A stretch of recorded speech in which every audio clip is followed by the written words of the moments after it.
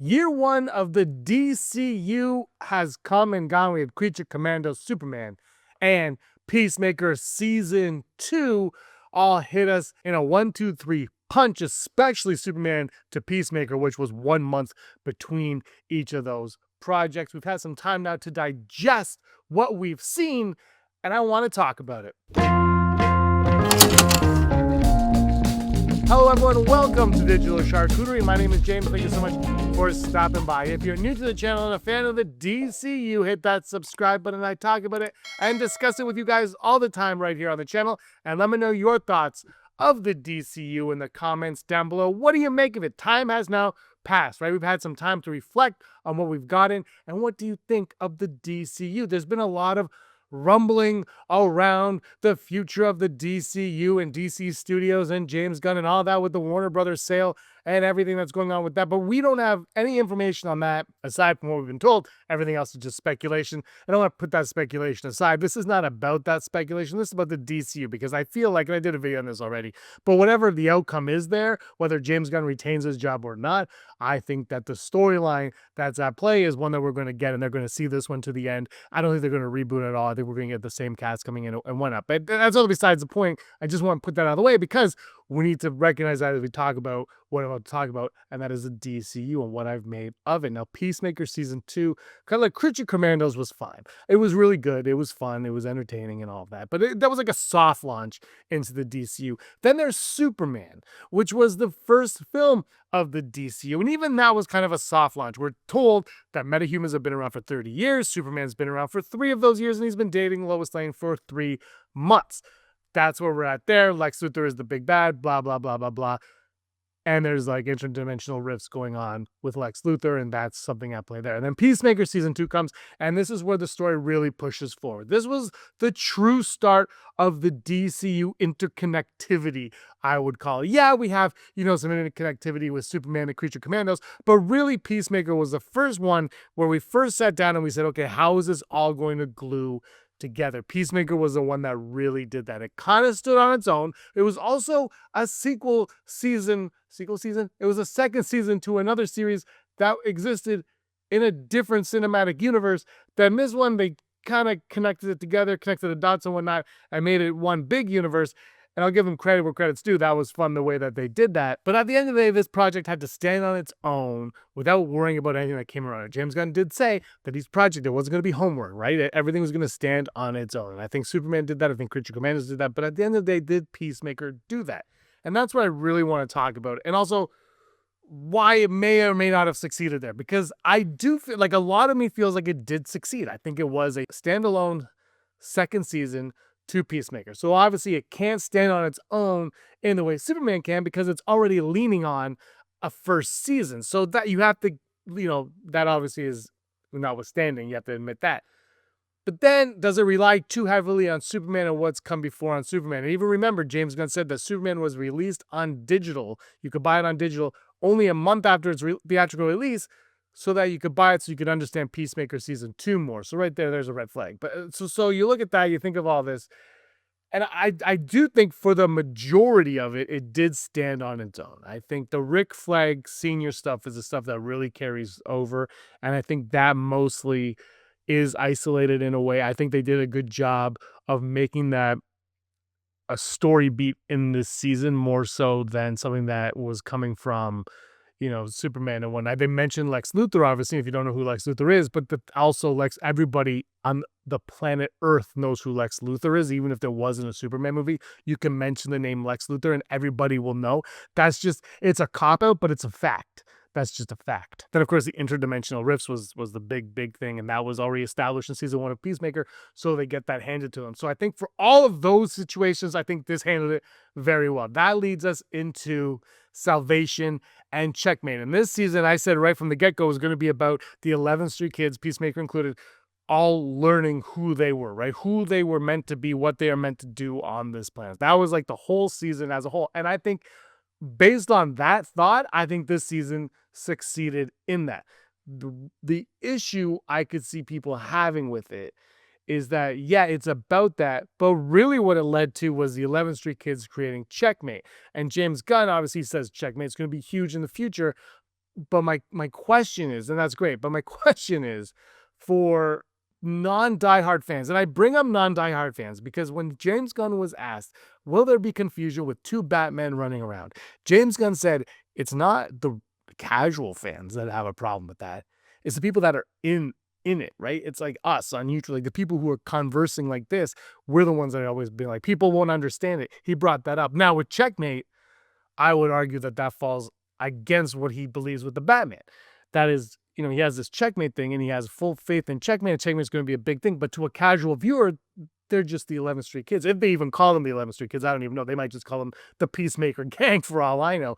But there's not much there. So yeah, it's great that they did that. I think there could have been more focus on. I know I know at the beginning there was a lot of hardship on Harcourt, a little bit of that bio. She tried to start her own business. I think they could have fleshed that out a little bit more, thinking back on it, like just a little bit more. And I said I think it was in my review of Peacemaker, a video afterwards, I think the Rick Flag not trusting metahumans could have been fleshed out more. And people argue, but this, man, yeah, okay, maybe in Creature Commandos he broke his back, and maybe in Superman he saw, the cause and effect of what happens there, and he loses his faith and trust a little bit there.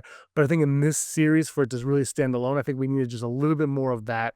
I think we need a little bit more of Adebayo struggling, trying her own business. Like, it was brought up once. She had a card, she got a phone call, and it was kind of just pushed aside. Like, she had a conversation later on with her wife, but it wasn't a big story beat, right? It was easily forgotten in the big fold of everything that's going on. That all went down. And that was the big thing. Was Checkmate was the big thing, and Salvation was the big thing. And I think those two little details there could have been fleshed out a little bit more for those to both have bigger impacts. I think the Checkmate one could have, like, it was cool, but it needed, I think, something grander to get us to that being a big, impactful story beat. Salvation, like I said, that was just minor. I think we got there, though. I think he succeeded in Salvation altogether, even though I would have liked to see a little bit more reasoning for Rick Flag Sr. to distrust metahumans. I think we got there. I mean, and I said this in that video. I said, just mention what Hot Girl did. She killed a world leader.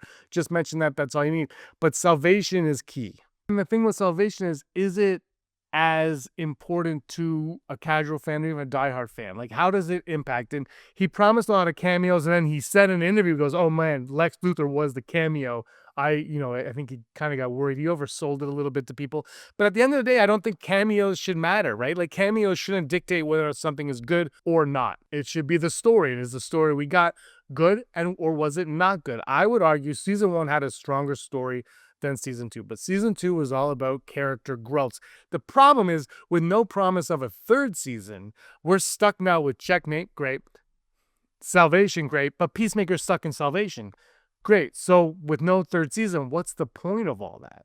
Like, that's the one issue that I have more than anything else, is at the end of this all, you stuck Peacemaker on Salvation, on this prison dimension thing, with dinosaur monsters in the distance roaring at him terrifying. He can't get out of there. He can't escape. Nobody can come to him. He can't get out of there either. And we're left waiting, but we don't know what we're waiting for.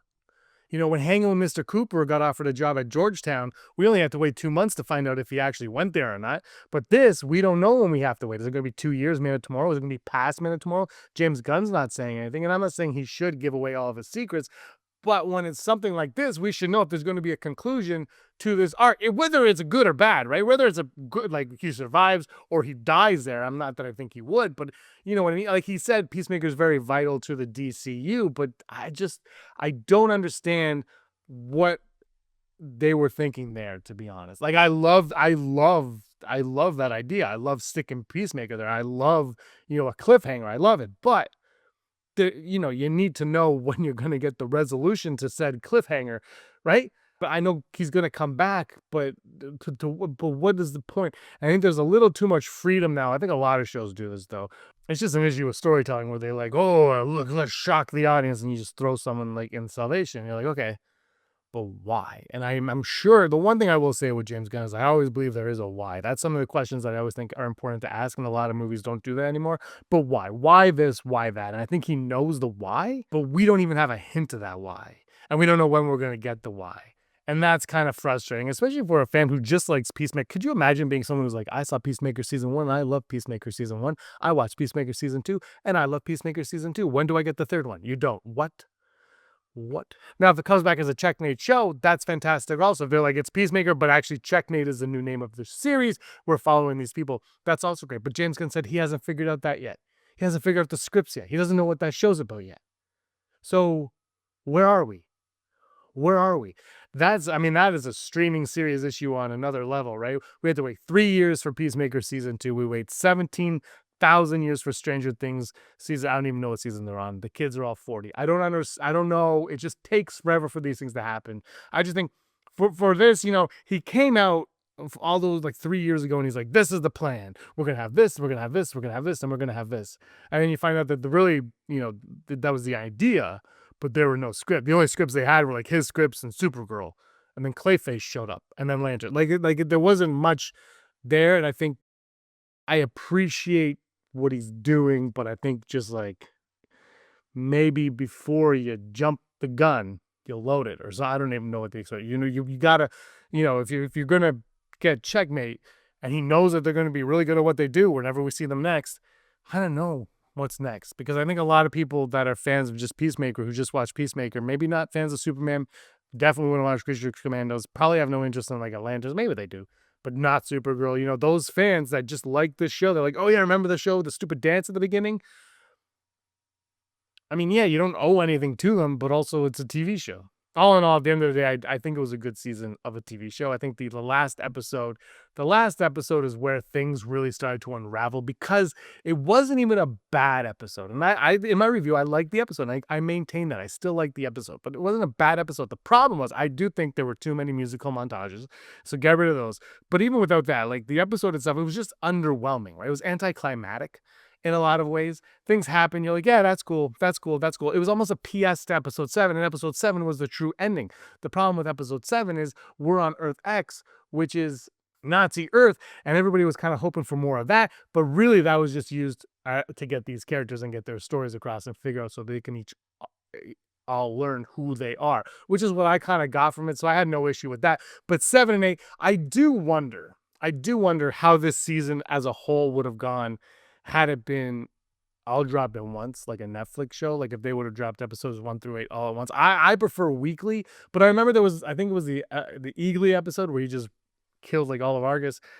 That episode, not much happened in that episode aside from that. And I remember watching it like, I wonder if this needs it. And I'm wondering after the last episode, if you watch it all at once, if 7 bleeds into 8, and you don't wait a week for 8, and you're not overhyped up for 8, I wonder if you just feel complete at the end, right? You get 7 in the resolution, and you get a little PS of, oh, this is what's going on. That's awesome. And then the salvation stuff hits. I wonder if that works a little bit stronger than this, which of course is a problem. And a lot of these shows are just movies cut up into 8 pieces. This one, I do feel for the most part, except for I think the Eagly episode, and I'll say 8, it really felt like individual episodes. It felt episodic, so I was okay with that. But those are my overall thoughts in it. I liked it. I just think, the ending, because the ending wasn't as insane as James Gunn promised. And I also, look, half of the stuff they did in the QUC we saw in the trailer already. That's another issue. Like these 30s, they drop 30-second trailers and they're giving us the craziest parts of the episode. So when it happens, when I see skull spider head thing, I'm like, well, I saw that. What's going to happen? And then nothing else happens than what I already saw in the trailer. It's like, okay, well, all right, well, I saw that. So you're not that excited. I mean, if you would have seen that for the first time, you'd be like, whoa, that's crazy. And Tim Meadows had his bit where he doesn't want to go in there, and that's funny. But anyway, that's my feeling. I think trailers are ruining it, and James Gunn needs to stop talking.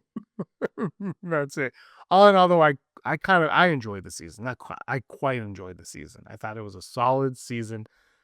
Fizzled out at the end. Just fizzled out. That's all it was. And I can't wait to see more. And I think the DCU as a whole is in good hands.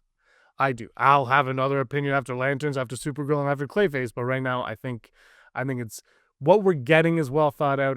But I mean, I'm just a dude sitting in front of toys. So those are my thoughts. Thank you so much for watching, everybody. I really appreciate your time. It means a lot to me. Hit the like button, subscribe. Till next time, maybe the master of your own universe.